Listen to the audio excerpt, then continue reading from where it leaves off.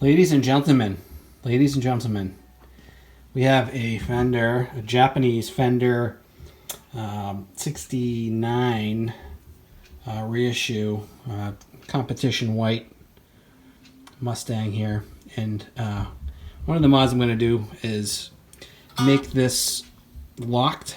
There's some videos I've seen of this being done, this trim locked. Just kind of a really crummy unit, so we're going to lock it. To do this, you will need some Phillips head screws here, the metric. It's 1.00, and the nut that goes with it, it's 1.00 metric. So it's the only thing that will work with this Japanese unit. So we're going to do that, and when you do it, you're actually going to make like a little pinchy thing with this, and this will go right into the bar right here. So you'll maintain the same break angle, but instead of it moving, it's just going to be solidly in there with this screw and nut. First thing we need to do is unscrew all of the strings off of the guitar. The next thing we'll do is take this little end piece off, taking out these, like, I think there's like 5 screws that screw this plate on here. But before we get to that, just want to talk a little bit about this pivoting, well, now it's non-pivoting for me, but Mustang bridge. What I've done, and what a lot of people do, if you don't want this thing to rock with the trim, or the vibrato bar, I should say, I just put like a layer or two of electrical tape around the posts, so that when it's in these little holes right here that hold it in, it doesn't rock. All right, so I am going to take that out anyway in order to remove this part right here with this thing in here. But just a little aside, if you don't want this to rock at all because this is going to be stalled out, it's good to maybe put a little bit of something around here like I've done. But there you go. And while you're at it, it's also a good idea to maybe put some Loctite blue in these little threads of these screws that that modulate the upward and downward height and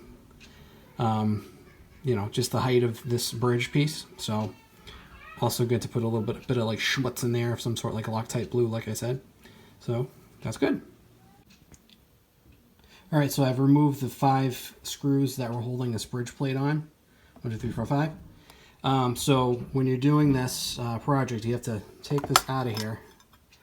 And the way that this end piece works is that whenever you're using the vibrato, the arm goes in this little hole right here, and when you pull down or up, this floats so that the tension loosens and tightens with the arm, with these springs. So what we're going to do is take these springs off. It's a pain in the butt kind of because of all this. It's like really tight in these little things right here, but as long as you can get those out, these other pieces come out pretty easily. So just sit tight. We're going to do that. So what I actually need to do is kind of unscrew these posts out of the bar right here for both. I'm going to just unscrew them. I might need to grease it up a little bit. So it looks like there's a little bit of schmutz in there. So I'll unscrew those, and then once I get those out of there, I'll be able to more easily unhook these springs from these little holes right here.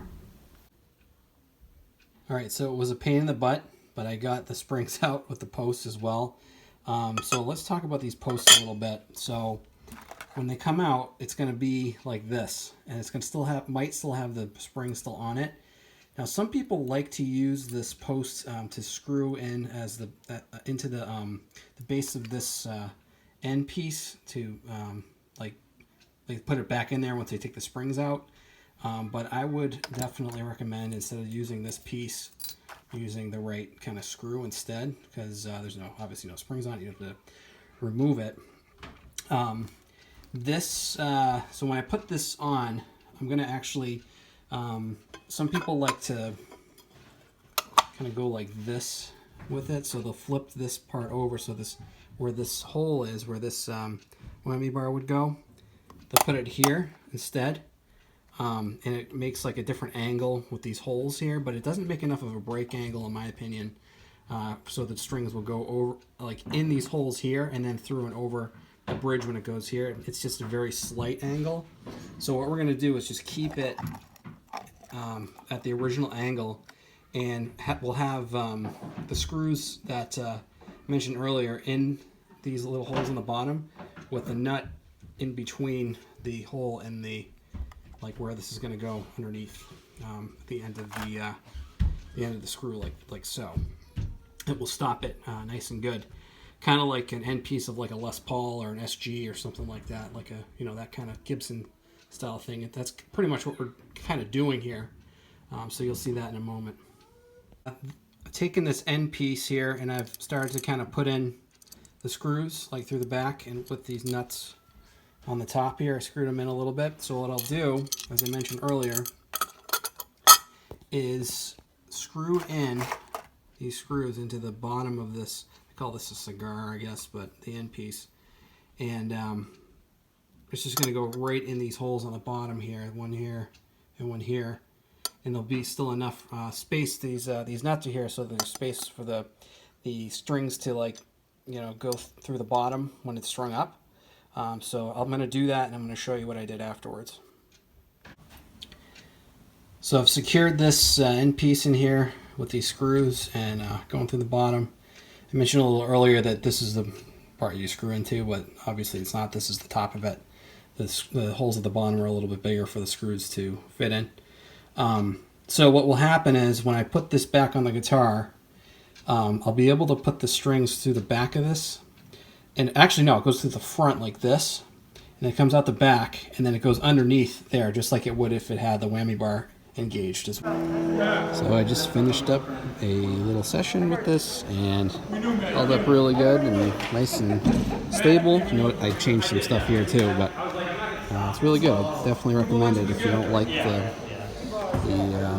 the way that this works or doesn't work. Thanks.